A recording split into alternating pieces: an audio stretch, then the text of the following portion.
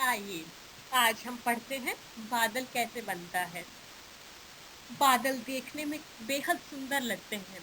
आकाश में भरे बादल अलग अलग प्रकार के, अलग अलग किस्म के, छोटे बड़े, कोई किसी तरह से दिखता है, कोई कैसा।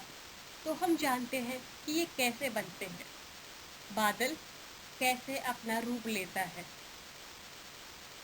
जैसे जैसे हम पृथ्वी के पृष्ठ से ऊपर जाते रहते हैं, ताप कम हो जाता है।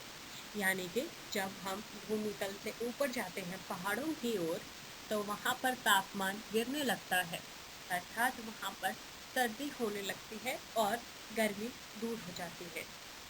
जैसे जैसे वायु ऊपर उठ जाती है, ठंडी हो जाती है, वही मतलब सर्दी हो जाती है, वायु हल्की हो जाती है। पर्याप्त ऊंचाई पर वायु इतनी ठंडी हो जाती है कि इसमें उपस्थित जल वाष्प संघनित होकर छोटी छोटी जल की बूंदों में, जिन्हें जल कणिका कहते हैं, परिवर्तित हो जाता है।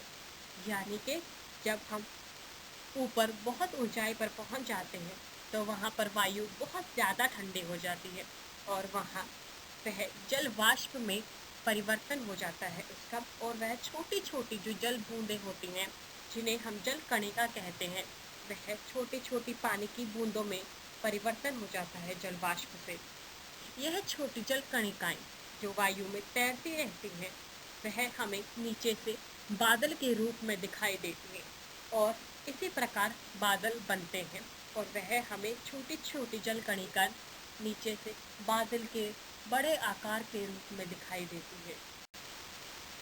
अब जब बादल बन चुके हैं और वह छोटी जल कणिकाएं संघनित हो गई हैं, तो वह बहुत सी जल कणिकाएं आपस में मिलकर एक बड़े आमाप के जल बूंदे बना देती हैं, जो एक बहुत बड़ा बादल बन जाता है।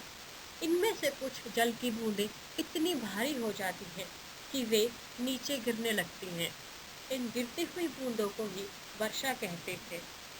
जब वह बारिश की बादल की बूंदें छोटी छोटी बहुत घनी हो जाती हैं, तो वह नीचे गिरने लगती हैं और इन गिरती हुई बूंदों को हम बारिश के रूप में देखते हैं।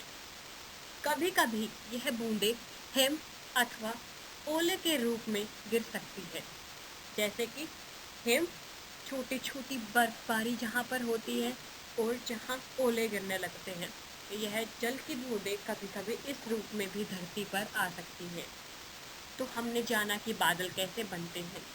छोटी छोटी जल बूंदें जो जल कणिकाएं होती हैं, वह आसमान में जब संघनित होती हैं, तो वह हमें बादल के रूप में दिखाई देती है।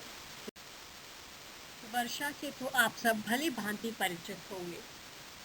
यदि किसी ने हिम और ओले नहीं देखे हैं, तो यह चित्रों की मदद से आप अच्छे से जान सकते हैं कि यह कैसे होते हैं।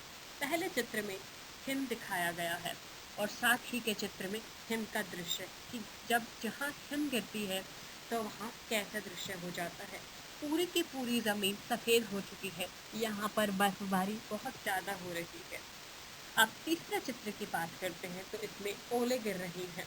यहाँ पर बहुत भारी ओलों की बरसात हो रही है और साथ ही के चित्र में पूरा ज़मीन ओलों से भर गया है, यह भी चादर से ढक गया है मानो।